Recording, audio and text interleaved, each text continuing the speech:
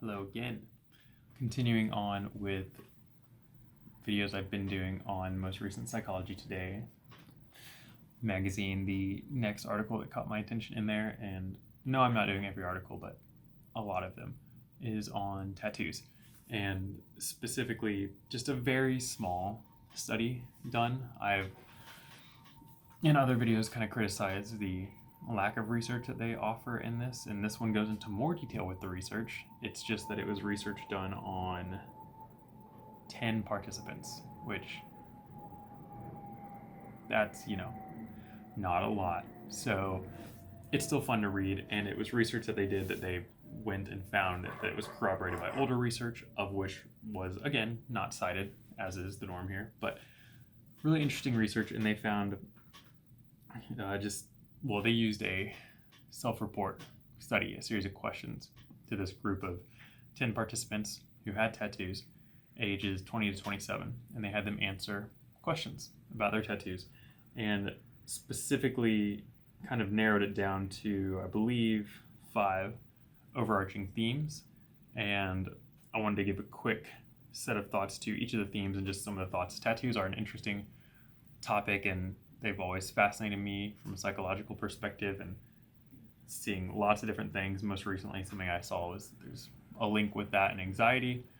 I believe that very much. That and traumas, I believe that very much. That does not mean everyone who has tattoos does that, but there is an attachment to self-image and relationship with self that can come with that, and that can also be positive. It's not me criticizing tattoos, but just an interesting topic of interest and interesting topic of study.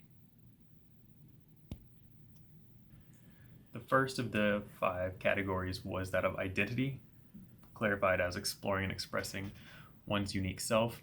I don't think that comes as a huge surprise for a lot of people, that tattoo choice would be connected with identity for a lot of people, and specifically here pointing out that the need to feel distinct and special and to feel unique can contribute to that, which is true. You become more individual when you have things that set you apart, and a unique tattoo does just that. So identity is the first of the 5 pieces. And moving on to item 2, affiliation and a sense of belonging to a family. So this talked about people getting tattoos in relationship to showing a type of honor or homage to family of origin, but also at times to connect us with just a broader community of people. The example they used was a semicolon tattoo, connecting people who have either struggled with suicidal ideation, deeper mental health challenges, or they are resonating with the community and want to be helpful. So these can be signifiers and communicators to people around us of where we are from. We're literally wearing an expression of affiliation on our body, and that is the second of those factors. The third factor there, or rather the third item that they found as a what was the word? I want to use this correctly. Theme, that's what they used.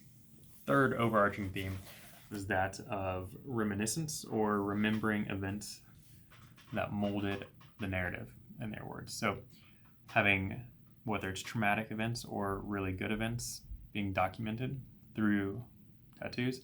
A lot of the examples here were around traumatic experiences or moments that have resulted in dramatic overcoming and moving through difficult situations. And these markings are a constant reminder of where we come from and our ability to overcome certain things, as well as from a narrative perspective, the ability to write your own story. And that would encourage a lot of people to document those stories on their bodies in a permanent way, as a permanent reminder.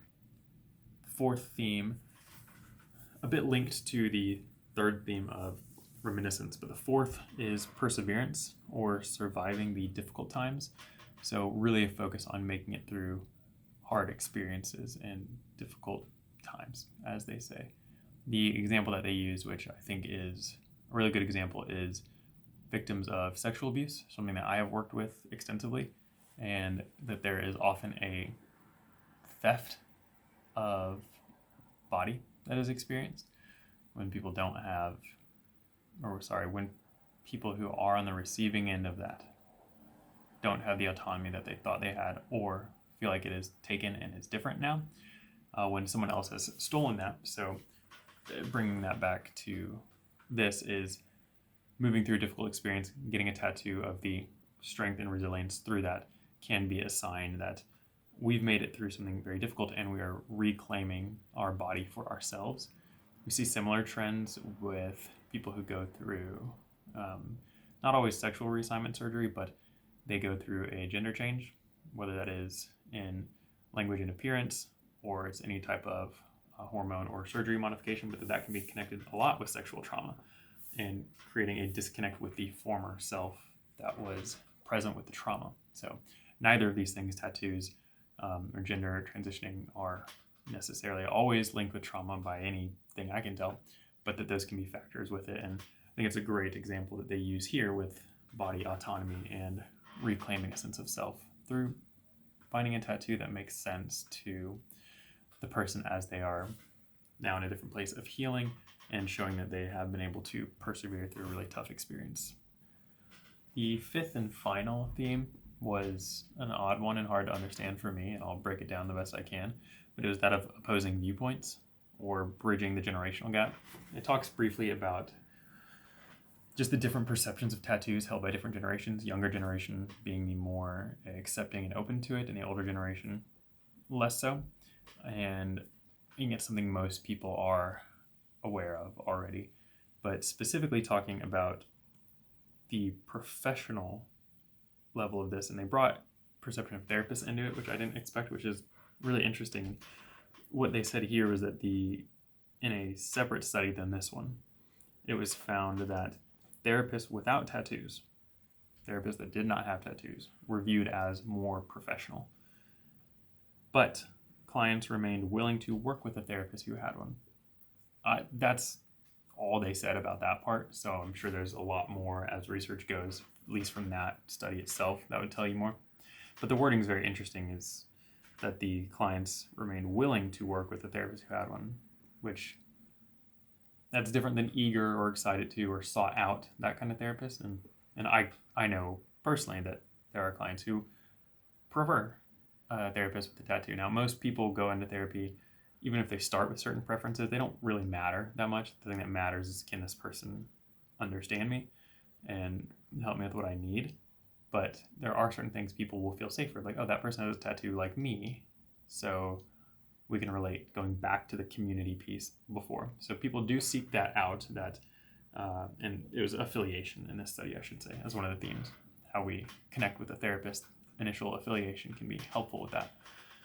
So yeah, it is interesting, and it doesn't surprise me that people without tattoos in the therapy world are going to be viewed as more professional. I would imagine that's a consistent theme across most industries, is tattoos equal less professional in terms of perception. Whether that's going to remain this way, I don't know. I'd actually be very curious to see a study on this, if there isn't one, regarding that question from different generations, because this says here, which by all accounts I've seen, seems accurate across the board, the younger generations are more accepting of tattoos than older generations.